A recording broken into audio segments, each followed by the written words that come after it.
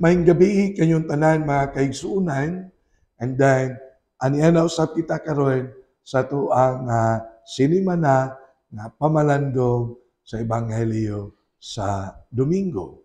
And then sa ato hapon nga naandan, ato o unang basahon ang Ebanghelyo og mapuhon nga mao ang Ebanghelyo sa ikaunom nga Domingo sa Pasko sa pagkabanhaw. Nato ang pagkakutuluon gikan sa Ebanghelyo ni San Juan, Kapitulo 15, versikulo 9 ngadto sa 17. Ang Ginoo manaag kaninyo. Pagbasa gikan sa Santos nga Ebanghelyo sumala ni San Juan. Himayaon ikaw, O Kristo. Si Jesus miingon ngadto sa iyang mga tinun-an. Nahigugma ako kaninyo, ingon nga ang Amahan nahigugma kadako. Pabilin kamo sa akong gugma. Kung tumanon ninyo ang akong mga sugo, magpabilin kamo sa akong gugma, ingon nga ako nagtuman sa mga sugo sa akong Amahan, ug nagpabilin sa iyang gugma. Gisultihan ko kamo niini aron mabatunan ninyo ang akong kalipay ug mahingpit ang inyong kalipay. Kini mao ang akong sugo, paghigugmaay kamo. Ingon nga ako nahigugma kaninyo. Ang labing dakong gugma nga ikahatag sa usa ka tawo ngadto sa iyang mga higala mao ang pagpakamatay alang kanila. Kamo akong mga higala, kung buhaton ninyo ang gisugo ko kaninyo, dili ko na kamo tawgon nga mga sulugoon, kay ang sulugoon dili mahibalo sa gibuhat sa iyang agalon. Hinunua, tawgon ko kamo nga akong mga higala, kay gisultihan kuman kamo sa tanan nga nadungog ko sa akong Amahan. Dili kamo mao'y nagpili kanako, ako ang nagpili kaninyo, o gipili ko kamo aron manlakaw, mamungag, daghang mga bunga na mulungtad. Busa, ihatag kaninyo sa Amahan, bisag unsay inyong pangayoon kaniya sa akong ngalan. Kini mao ang isugo ko kaninyo pag higugmaay kamo. Ang Ebanghelyo sa Ginoo. Daigon ikaw, O Kristo. Sa tuang Ebanghelyo mga kaigsuunan, nining ikaunom nga Domingo sa Pasko sa pagkabanhaw, klaro kaayo ang sugo sa Dios. Klaro sa kaayo ang hagit sa ato ang Ebanghelyo nga mao ang hagit sa giingon paghigugmaay kamo. Actually, mao continuation usab kini sa Ebanghelyo sa miagi nga Domingo nga giingon, ako ang punuan, kamo ang mga sanga. Pabilin kamo kanako.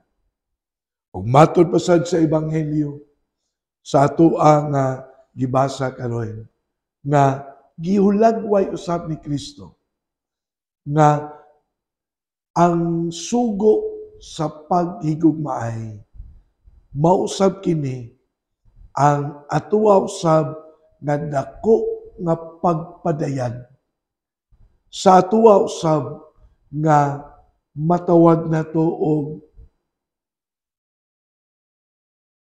closeness of our relationship to God. Sama na si Kristo o ang Amahan o Sara. O sama nga si Kristo o ang iyang Amahan nagkahiusa o ang tanan ngayang gibuhat kabubuton sa iyang Amahan. Dili ba? Mauni nga ang paghigugmaay sa kadausa kanato bunga kini sa atoa poen na nindot na relasyon ngadto sa Dios. Ang pagpalawom ra ba sa sugo sa paghigugmaay maura ba ang giingon higugmaa ang imong kaaway. Lisod na as far as human nature is concerned, kay ang human nature is to take revenge. Lisod na kay ang tawhanon nga kinaiya easily provoke and then madinumtanon, dili malimot, labi na kung masakitan. Apan sa ngalan sa atoa nga relasyon, sa ngalan sa atoang pagkasuod o sa mga grasya na atong nadawat gikan sa Dios, kini paghigugmaay sa atong isig katao, dili kini imposible sa mata sa Dios, imposible sa mata sa tao. Kay lagi, why imposible sa Dios o sa grasya sa Dios. Nindot kaayo na ako'y nabasahan nga usa ka pamalandong about the commandment of love. Ug sa mao nga reflection, ginaingon nga ang pulong nga gugma gikan sa pinulungan nga Greek word and Greek language, pinulungan nga Grigo, muingon nga ang gugma, love has two meanings according to the Greek language. Ang number one, mao ang giingon, love is agape. Nindot kaayo ang pagka-explain what is agape in the context of love. Ginaingon, this is a perfect love, agape. Ang gugma sa atong isig katao o ang gugma sa Dios. Mauni ang giingon agape. Apan dunay ikaduha nga definition ang Grigo nga pinulungan nga mingon, love is called philia. That's a Greek word.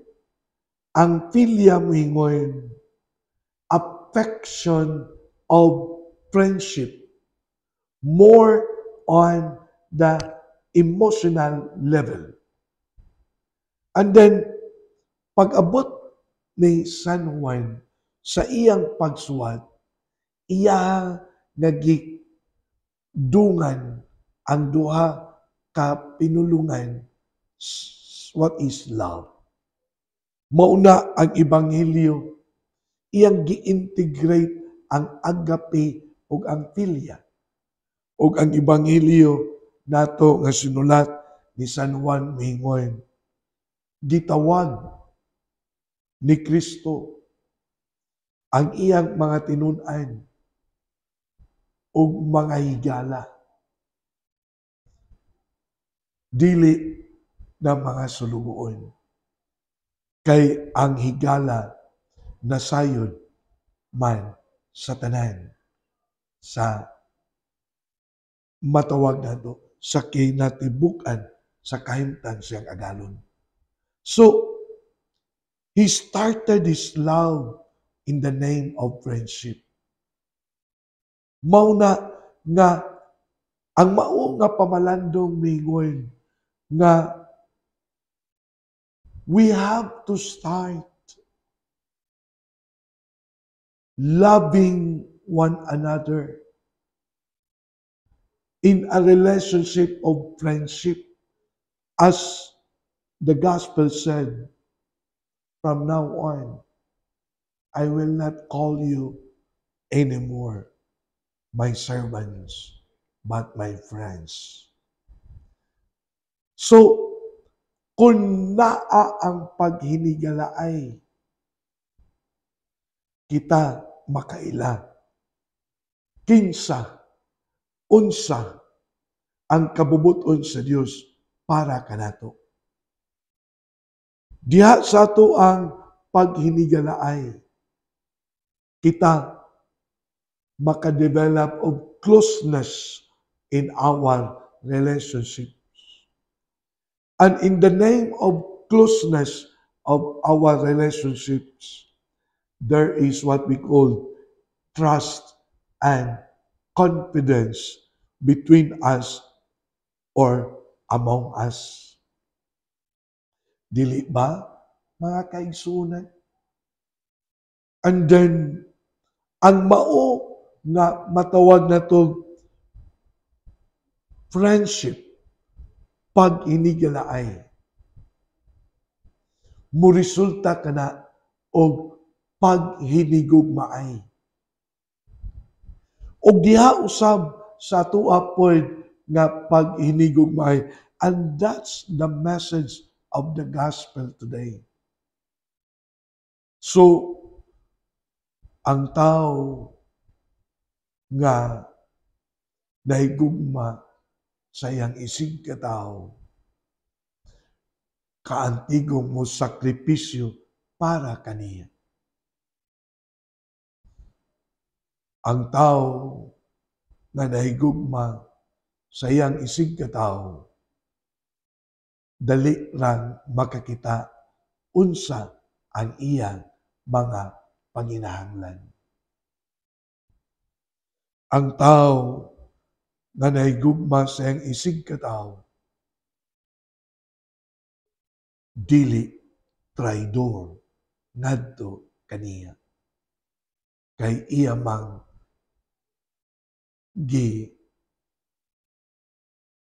puy-an o iya mang gitagaag bili ang ilahang gingon. Affection of friendship. Relationship of friendship. Maunang ang tinuod nga higala dili makabuhat og butang nga makadaot sa iyang isig katao, labi na niadtong iyang gihigugma. Dili ba mga kaigsunan? Mao bitaw kalisod tugkaron nga atong madunggan, best friend turn into our number one enemy. Di gyud ko kasabot niya na. Ngano man nga nahimo nga kontra, higala man kamo. Ngano man nya butangan pa gyud, best friend turn into number one enemy. Ngano man. Kay ang ebanghelyo moingon, dili na mo nako tawgon nako ang mga sulugoon, kundili akong mga higala.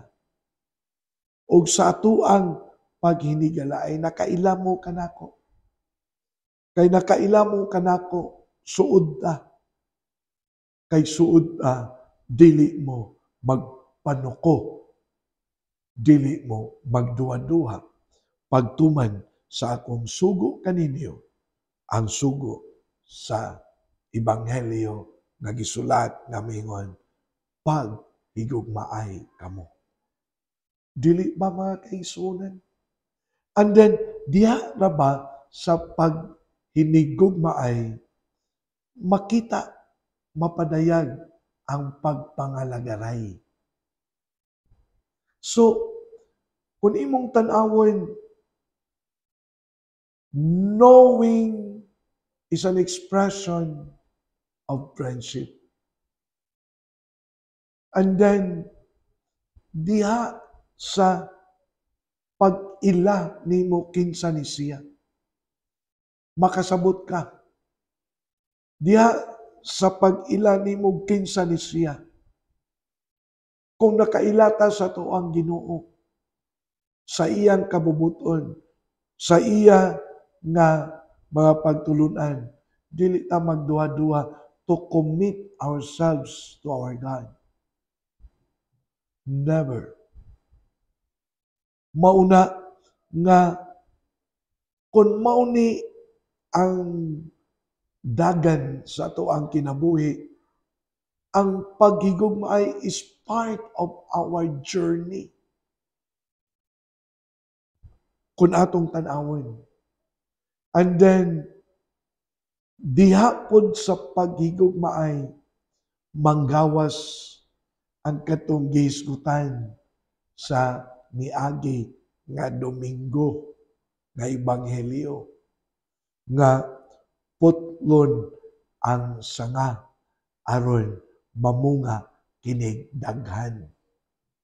Dili ba sa miagi nga Domingo ato man nga gipasabot ang bunga mao ang mga maayong buhat. Ug ang mga maayong buhat ato man nang mapadayag diha pod sa pagpangalagad. Now you will also understand nga usa sa mga Ebanghelyo ni Kristo o mga pagtulunan ni Kristo, mingon gyud siya, if you want to be great in God's kingdom, sa gingarian sa akong amahan, be the servant of all. Nga naman, kaya ang pagpangalagad is an expression, is the language of the commandment of love. So, kung ato ning tan-awon mga kaigsuonan, ang kinatibuk-an karon sa ako ang gipaambit diha kaninyo, mauna nga ang mensahe sa Ebanghelyo nga gilitok ni Kristo clearly nga giingon, paghigugmaay kamo, kabahin di ay sa tuang panaw, isip usa ka Kristiyano. Mao di ay ang identity sa tuang pagkatinun-an ni Kristo. So, anilang ko kutob, pagkita na mapunta, ako ning padayunon ang akong pamalandong sa sunod nga Sabado. So, manghinaot ko nga inyong madala sa panaw ang mensahe sa paghigugmaay. So, ato aning dalhon uban usab sa tuwapon nga mga pag-ampo para sa mga masakiton. Among langitong Amahan, panalangin ni kanunay ang mga kaigsuonan nga mga masakiton. Ayuha sila sa ilang tagsa-tagsa ka mga balatian o mga sakit. Manalipdi usab ang ilang tagsa-tagsa ka mga pamilya. Amo sabihan po ang mga nagbantay kanila o sa ubayan nga mga masakiton aron katagaan silang kadasig sa pagpangalagad sa mga masakiton. Taas-taas nga pasensya. Kining tanan among gipangayo, pinaagi ni Kristo among Ginoo. Amen.